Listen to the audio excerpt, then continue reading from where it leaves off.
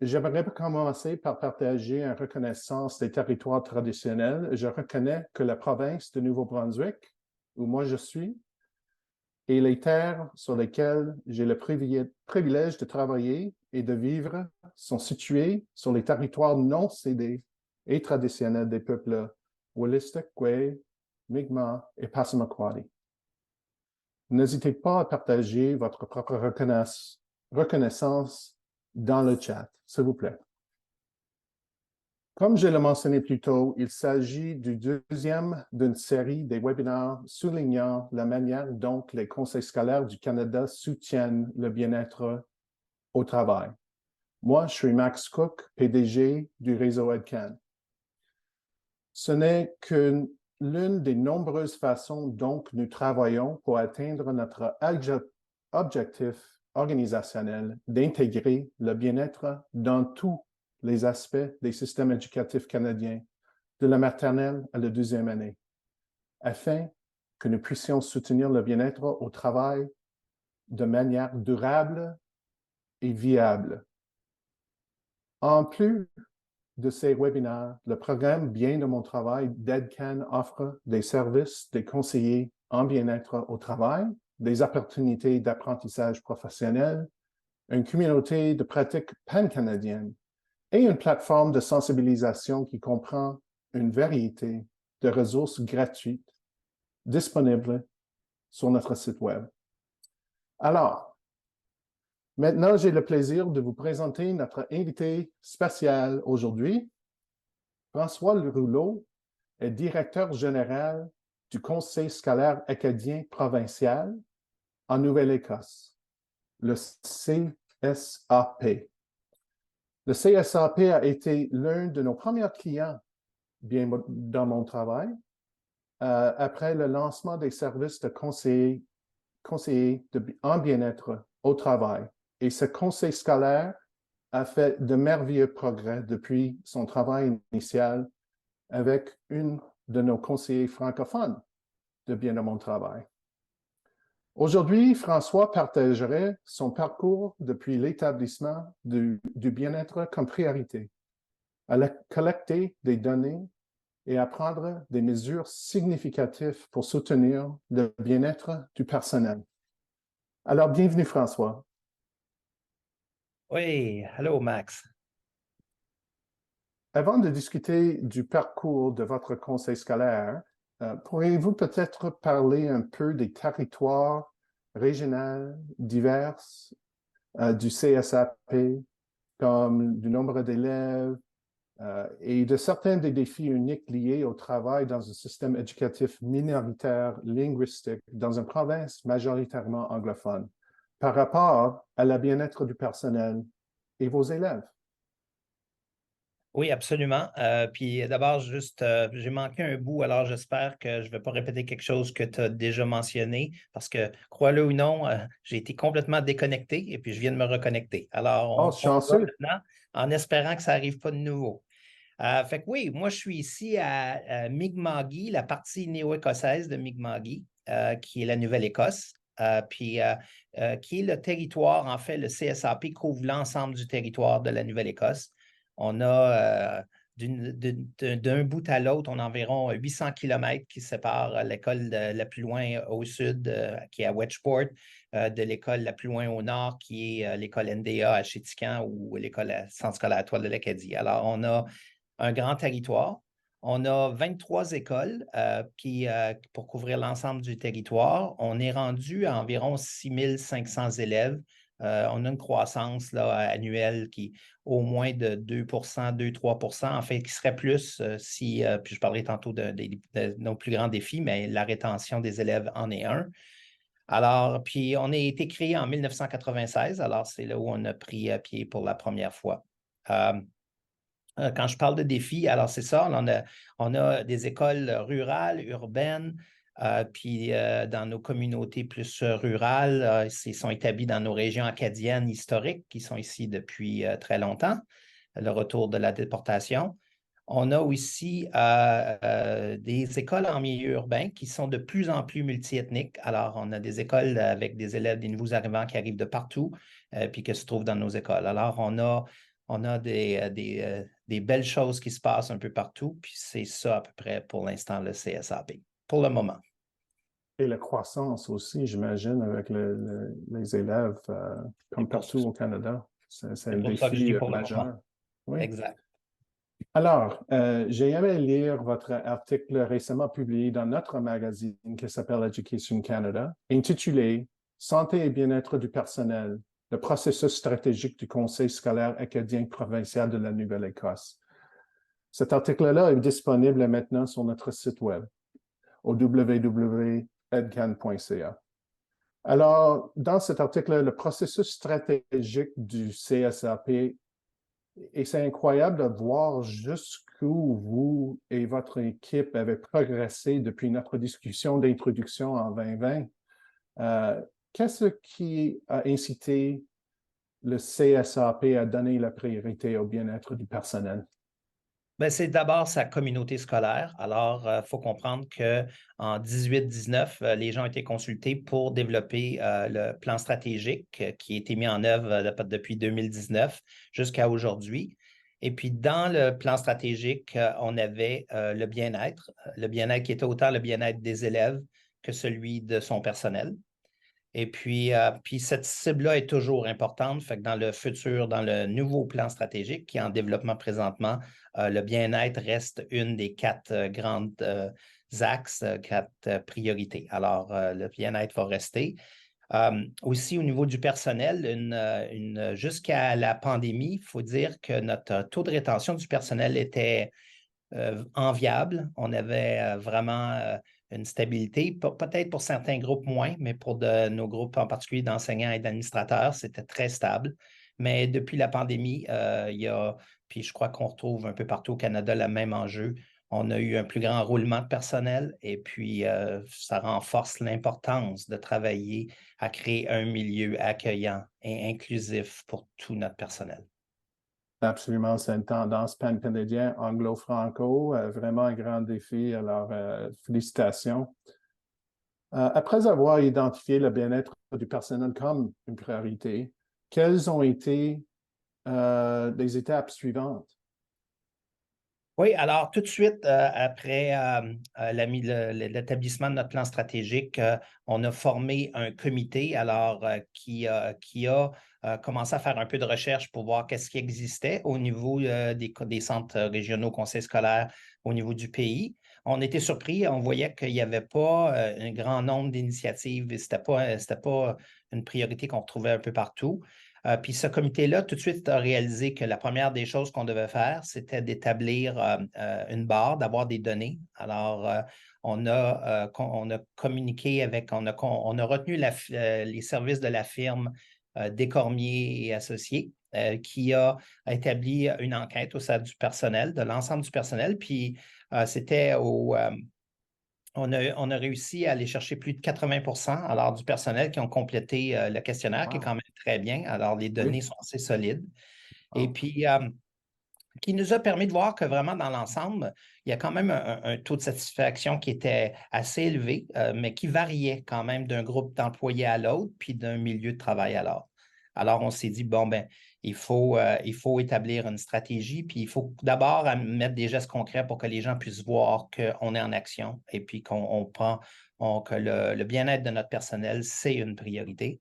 Alors, tout de suite, en 21-22, on a fourni à chacune des écoles, des bureaux et aussi on a un garage pour les chauffeurs d'autobus. Alors, on a établi un budget qui leur permettait à eux d'identifier, parce que c'est important pour le bien-être que tout le monde soit engagé dans le bien-être de notre équipe, puis aussi des élèves. Alors, on a fourni un budget. On a aussi demandé aux écoles de créer un comité puis au bureau aussi. Alors, d'avoir un comité qui se pencherait spécifiquement sur quelles seraient les initiatives qui pourraient favoriser le bien-être au niveau de l'école ou du bureau.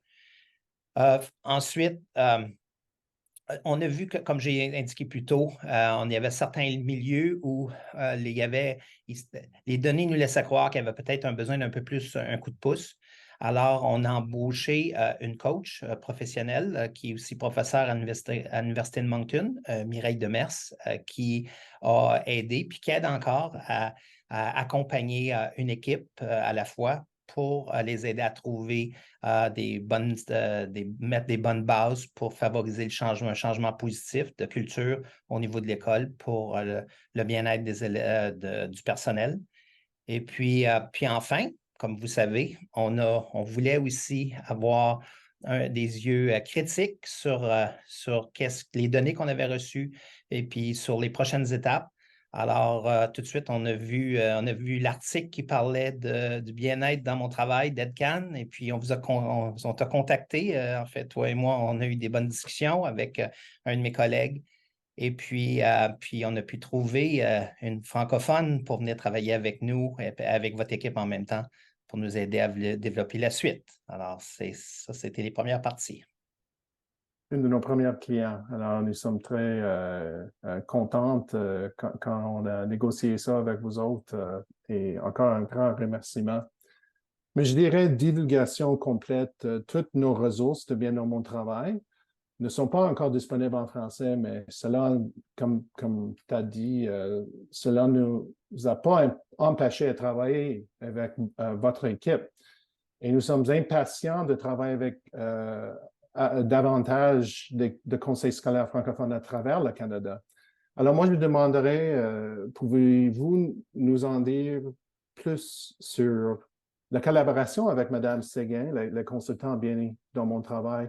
Comment s'est déroulée la procédure? Oui, alors tout de suite, dès le début, premièrement, on a bien connecté avec Manon. On a eu, je pense qu'elle connaît bien le contexte minoritaire, ayant elle-même vécu toute sa vie. Elle vit dans la région d'Ottawa. Alors, puis, elle a tout de suite, bien sûr, repassé tous les sondages puis les données que nous avions, ainsi que les documents, les différentes politiques et procédures et pratiques qu'on a. Et tout ça, après avoir rencontré, aussi, on a une équipe de gestion, alors de gestionnaires, des directeurs de différents secteurs. Puis elle nous a rencontrés pour établir un peu qu'est-ce qu'était son plan d'action. Et à ce moment-là aussi, on a établi que ce serait une excellente idée qu'elle puisse rencontrer tous les groupes d'employés. Alors, bien sûr, pas tous les employés, mais quelques représentants de chacun des groupes d'employés. Et puis, c'est ce qu'elle a fait. Elle a pris tout ça. Et puis, c'est ce qui lui a aidé d'identifier quelles étaient, selon elle, les forces et puis aussi les choses, les domaines où on pouvait s'améliorer. Et puis, puis lui a permis de pondre le rapport intitulé Bien-être en milieu de travail, rapport de base et recommandations. Alors, avec le rapport, avec toutes ces informations, après le premier niveau de consultation, qu'avez-vous fait comme équipe au CSAP ensuite? Oui, alors la première étape, elle est venue présenter le rapport, encore une fois, à l'équipe de gestion, qui a été accepté tel quel. Alors, il n'y a eu aucun changement. On était très ravis de voir tout ce qui était ressorti dans ce rapport-là. Et puis de voir aussi comment on avait des forces solides, des piliers sur lesquels se baser. Il faut dire, puis c'est probablement le cas pour mes collègues en milieu minoritaire, que les gens qui viennent travailler pour nous, c'est plus qu'un emploi. Il y a une certaine fierté, puis c'est le cas pour nos employés ici. Ils sont très fiers de travailler pour un conseil scolaire francophone en milieu minoritaire. Ils sont très fiers de leur attachement à la communauté acadienne. Et puis, on pouvait travailler sur ces bases-là, alors c'est très bien. Et puis ensuite, on a établi avec Manon, en fait, c'est moi et elle, on a travaillé ensemble pour préparer, on a fait une présentation à l'ensemble de l'équipe administrative du CSAP en août 2022. Et puis, on a pu faire ressortir ces forces-là et puis aussi les domaines à améliorer. Ensuite, on a préparé, il y avait des documents qui étaient préparés pour que les administrateurs, alors ces directeurs d'école-là, ces coordonnateurs avec leurs équipes, puissent faire à leur tour une présentation à tous les employés. Alors, tous les employés ont eu la chance de voir le contenu du rapport et surtout de ressortir Bien sûr que c'est toujours dans ce temps-là que les gens t'appellent. Ils ont pu aussi nous permettre de nous faire part de leurs commentaires, des observations, des choses qu'ils croyaient qui auraient pu être ajoutées ou mieux expliquées. Il y avait de très bons commentaires qu'on a pu retenir. Et puis par la suite, une des premières recommandations du rapport, c'était de repenser notre comité directeur pour qu'il reflète un peu plus tous les groupes d'employés. Alors, on a repensé le comité directeur de la stratégie de l'initiative santé-bien-être du personnel. Et puis, on a aussi mis sur pied comme deuxième stratégie. On avait déjà des comités employés-employeurs, comme c'est le cas probablement dans beaucoup de centres régionaux de conseils scolaires, peu importe francophone ou non. Mais on voulait établir un horaire plus solide que pendant l'année, ces groupes d'employés-là allaient se rencontrer régulièrement. Et puis, enfin, on a complété comme comité. Le nouveau comité a pu travailler puis finaliser la stratégie santé-bien-être du personnel. Puis, s'ils sont à l'écoute ou qu'ils vont écouter plus tard, j'aimerais les remercier parce que vraiment, à la fin, c'est vraiment le travail d'un groupe. C'est pas, moi, je suis ici je suis le porte-parole, mais c'est vraiment le travail de toute une équipe. Puis, il y a beaucoup de gens qui ont travaillé puis qui travaillent maintenant dans sa mise en œuvre aussi. Un vrai processus de collaboration, c'était évident. Alors, félicitations avec cette stratégie. Alors, pouvez-vous nous parler un peu plus de cette stratégie? Alors, Oui, oui, absolument. Alors, ben, comme toute bonne stratégie, puis il ne faut jamais négliger cet élément-là. C'est très important qu'on se base sur des principes directeurs. Alors, qu'est-ce qui sont les croyances puis sur lesquelles on veut s'appuyer pour la mise en œuvre des recommandations? Alors, puis il y a des éléments clés pour nous qui doivent être là. Alors, l'identité culturelle et linguistique est très importante. euh, de valoriser que tout ce qu'on fait doit être visé à valoriser les membres du personnel. Alors, on veut s'assurer qu'il y ait la chance, puis pour ça, on les implique dans le processus autant que possible. Alors, il y a toute une stratégie de communication qui va tourner autour de ça. On veut aussi que les milieux soient inclusifs. Alors, tous nos milieux de travail soient inclusifs, les bureaux, les écoles, le garage, et puis que les gens se sentent en sécurité. Et puis, quand je parle de sécurité, il y a une chose qui était ressortie, puis Manon avait trouvé ça intéressant, puis nous aussi, on sait comment important que c'est de valoriser tous les registres de langue. Alors, en milieu minoritaire, on a ici des francophones qui sont établis depuis des centaines d'années, puis arrivent avec leurs beaux accents, avec leur façon d'exprimer leurs idées, puis on veut qu'il y ait la place pour qu'ils se sentent bien de s'exprimer dans le français, dans le registre de français dans lequel ils sont confortables. Ensuite, bien sûr, on veut que ce soit aussi équitable, puis qu'on se penche sur les besoins, parce que c'est pour ça qu'on est là. On veut être sensible aux besoins des gens. Et puis, comme j'ai dit, on a des comités d'employeurs, mais pas seulement qui soient sur place, mais qui soient engagés, qui savent qu'ils ont un mot à dire dans toutes les initiatives qu'on met en place.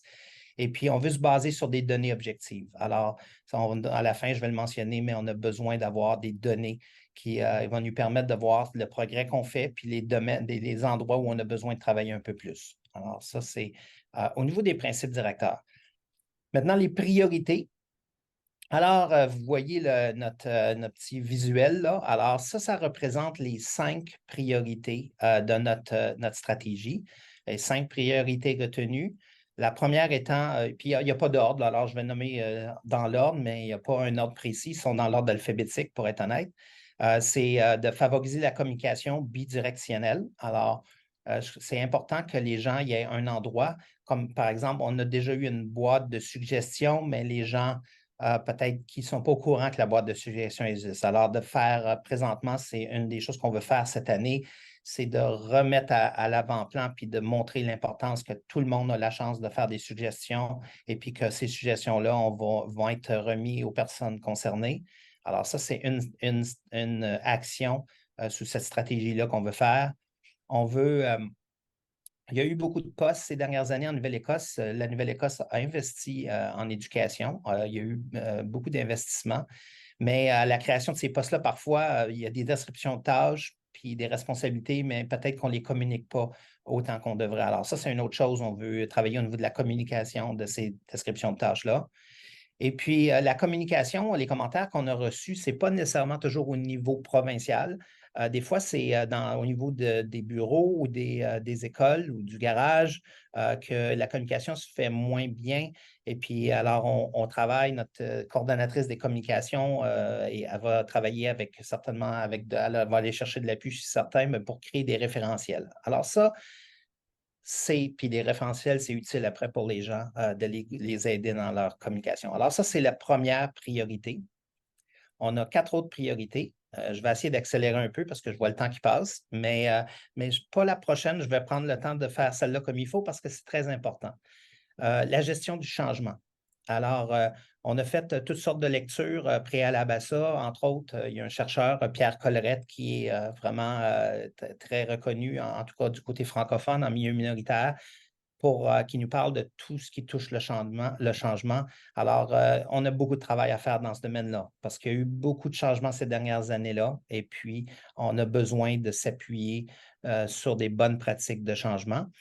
Fait que c'est pour ça que l'équipe administrative sont en train de faire la lecture de ce qu'on appelle le leadership moteur, alors de Michael Fullan. Et puis, Michael a toutes sortes de bonnes pistes concrètes pour nous aider dans le changement. On est aussi en train de suivre un cours. Alors, quand je dis on, c'est toute l'équipe administrative du CSAP est en train présentement de faire un cours sur la TELUC. Alors, c'est une université en ligne au Québec qui s'appelle l'enseignement efficace, volet d'accompagnement. Alors, ce cours-là qui a été conçu par Steve Bissonnette, alors professeur émérite au Québec, va nous aider d'avoir des bases communes, un langage commun. Et puis, à la fin de cette année, je ne sais pas si je vais donner un scoop, peut-être que mon directeur général va me parler après cette présentation-là, mais au mois de mai, on a le même professeur, M. Steve Bissonnette, va venir rencontrer tous les enseignants pour parler justement de c'est quoi l'enseignement efficace, pour permettre d'avoir un langage commun, puis on va bâtir par la suite toutes nos initiatives sur cette formation-là. Pour continuer, puis il y a l'organigramme qu'on veut aussi retravailler, mais bon, comme j'ai dit, je dois accélérer un peu. Nourrir un sentiment de compétence. Alors, ça, c'est certainement une chose qu'on fait déjà à travers les normes d'enseignement. Alors, nos enseignants ont des normes d'enseignement en Nouvelle-Écosse, puis dans lesquelles on fait la promotion puis l'appréciation. Puis, on a aussi présentement des nouvelles normes de leadership qui vont aussi nous aider à bâtir en lien avec cette priorité-ci. Promouvoir le bien-être, je veux dire, on veut le faire de façon active. Donc, la semaine prochaine, on envoie une note pour justement faire un inventaire de toutes les bonnes pratiques qui ont déjà été mises en œuvre dans nos bureaux, dans nos écoles, comment on a dépensé les budgets qu'on a alloués, par exemple, pour en faire un genre d'un inventaire que les gens pourraient aller consulter s'ils sont à la recherche d'idées pour favoriser le bien-être.